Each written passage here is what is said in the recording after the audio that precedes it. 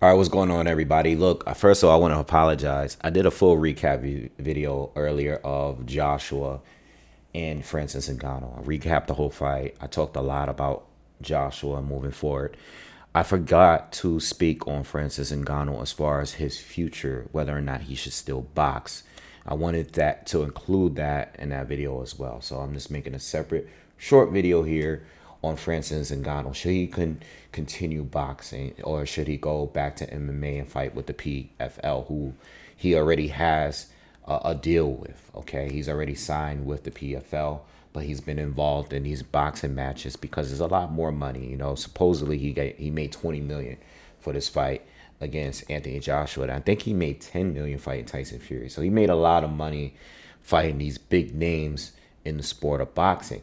Should he continue boxing? Now he has two losses. He lost to Tyson Fury, you know, which in a fight was very close to me. In my opinion, that fight was a win for him because he did so well against Fury. Whether or not he thought he won, that's a different story. But he did well in the fight, and it made people believe that he would win this fight against AJ because of that performance. They felt that, you know, read the comments. They felt that he was going to improve in this fight, look better, you know, be strong, you know, has so much power, just be a little bit more aggressive, put pressure on AJ. A lot of people felt that the fight was going to go differently. You know, I think most people believed that AJ was going to win. Yes, AJ was the favorite, but I've seen a lot of polls for this fight, and I've even seen polls that were like 55-45 type polls for leaning towards AJ, you know, 60-40 towards AJ, you know, 70-30 for AJ. Not most, there's a lot of people that thought Francis was going to win this fight. And I think that has to do with people just overall underestimating Anthony Joshua and his ability and I guess his confidence going into a fight. Some people think he's still chinny, you know, all of that stuff. So anyway, Francis Ngannou fought two heavyweight champions. You know, he fought an active, undefeated WBC undefeated heavyweight champion in Tyson Fury. Knocked him down. Went on to fight AJ. All right, got stopped, got destroyed, got demolished. It wasn't competitive. Former two-time champ. Where do you go from here? Are you gonna go to the PFL? You know, I mean, my thing is this: if he is to go back to the PFL in the MMA world, right? If he goes in that direction, are they gonna pay him anywhere near the amount of money he's made boxing? You know, it's easy for a lot of us to just say, all right, you got knocked out in boxing, you're not legitimate, you have two losses, go back to the MMA world, you don't belong here. It's easy to say that, but the reality is he made so much money here. You know, people know him as a boxer now. If you didn't know him as an MMA fighter, you know him as a boxer now. Even with the losses, you know, can he still make more money boxing, even if it's just a tune-up, even if it's just a journeyman? Can he still make more money here than over there in the PFL? You know, you got to understand, it's not the UFC. It's totally different.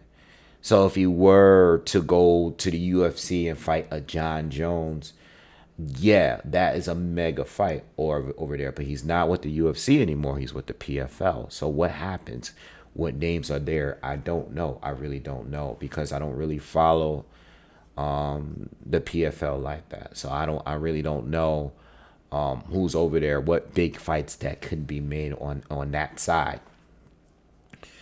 But my suggestions for Francis, and if he continues to box and if he wants to box, you know, if he wants to really commit to it, you know, you already got the big money fights. You got them out of the way and you were unsuccessful. So if you want to commit to boxing, if you want to stay here and get better, if this is what you really want to do, it's time to develop. You know, you got your big fights. You fought the elite, two of the elites. Water it down a little bit. You know, I don't say you have to go to the very bottom, but get some tune-ups in there. Fight, have a tune-up fight. You know, get some wins in there. Have a couple fights in there. And, you know, I don't have anyone in particular, but, you know, when I thought about it, At first, I was thinking like, all right, tone it down a notch. Wilder's coming off of a loss. That would still be a big fight. But then again, that's still another big fight with a big name against a former champion. Do you really want to do that? Because if Wilder actually knocks you out, then you're going to have 3 losses, and then no one's really going to be interested at all. So what do? Yes, that might be a big money fight, but are you going to develop there? No, that it's risky. Even if you were to win, I still think there's a point where Francis, as a boxer, needs to develop his boxing skills, needs more time. So in my opinion, let's do away with the top contenders altogether, not just champions. Let's avoid the Parkers, the Daniel Dubois, the Zhilei Zhangs, the Joe Joyces. Let's avoid those guys even a step further. Let's not even deal with a Jared Anderson or an F.A. Gajagba, or Philip Hergovich. Let's not even deal with a Carlos Takam. Let's not deal. I'm going down the list. I'm looking on BoxRec. I'm looking at these things. Let's not even deal with a Jermaine Franklin. Let's not deal with anybody like a Fabio Wardley. Let's drop it down a notch, a few notches. Let's get away from that top 20 area. Let's not deal with Derek Chisora. I'm sure if he were to fight maybe all of those guys, he'll probably pick up a few wins somewhere in there because he does have the power, But let's go down, maybe fighting a top 100 guy. Parker just fought Simon Keane in his last fight, before Wilder recently. Maybe fight a guy like that, fight the guy that, Mark DeMori. You know what I mean? Like, let's tone it down some, and let's fight someone that we're not that familiar with. He's been in there with some of the guys when they were prospects, probably got stopped, but he needs to develop. Maybe get some other people in camp, some newer people, some people that's going to tune him up a little bit, right? Spar a little bit more, like one key thing with Francis is he bit off every feint that Joshua did. And that threw off his timing dramatically. Not everyone in the heavyweight division is going to feint that well. We're talking about the super elite here. But he needs to develop a little bit more.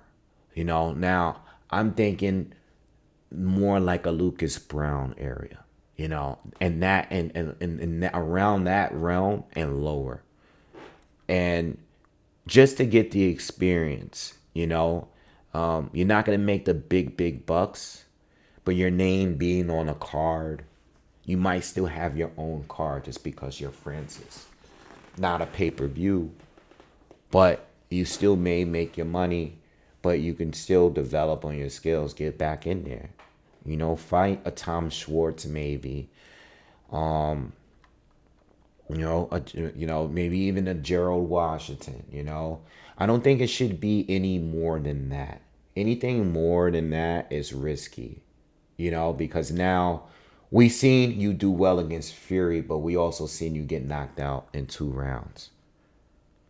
So we seen you at a really good, and now you've proven to the world, it's been proven now that you're not invincible.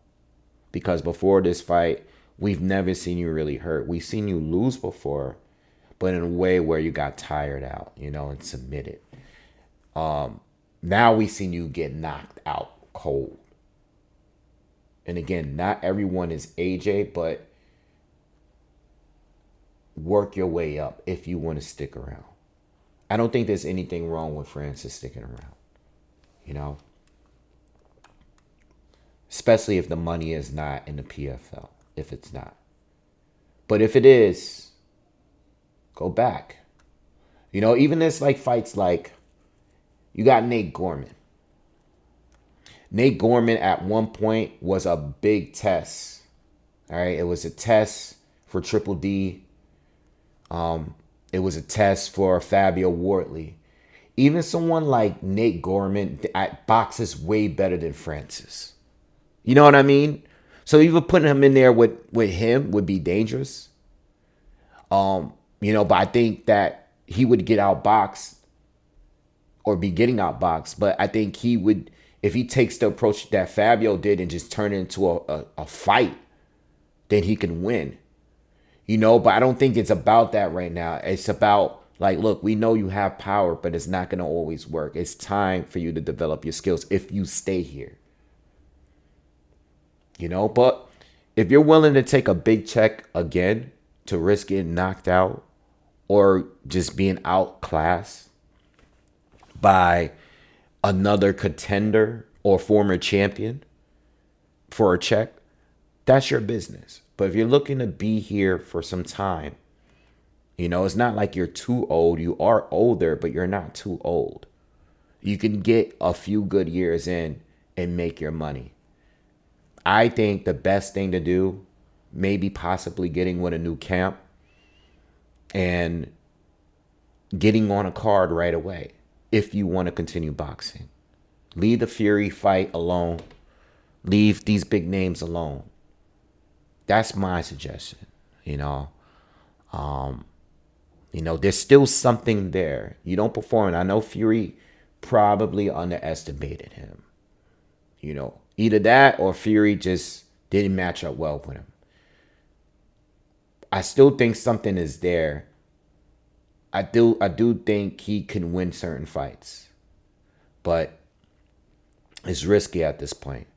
Because let's say he fights a Dillian White next, which is possible. Or Derek Chisora. What if one of them knocks him out? And these are winnable fights for him. But he can lose. What if that happens? Really depends on what he wants to do. Is it about the money or is it about being a better fighter? And not only that, you also have to put in an account, is he going to be the same fighter being knocked out? You was very confident coming in this fight. He's a humble guy. I like his attitude. He's very respectful. But you have to admit, he did a lot more talking this time around than he did leading up to the Fury fight.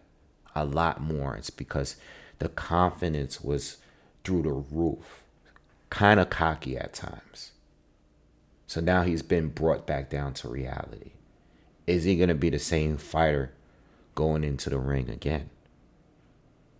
Now that we know that he's not invincible. We know him from knocking people out pretty badly, devastating.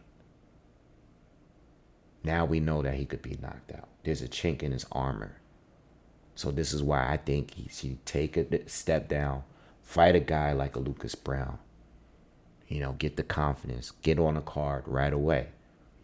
These heavyweight fights that's coming up, jump on a card.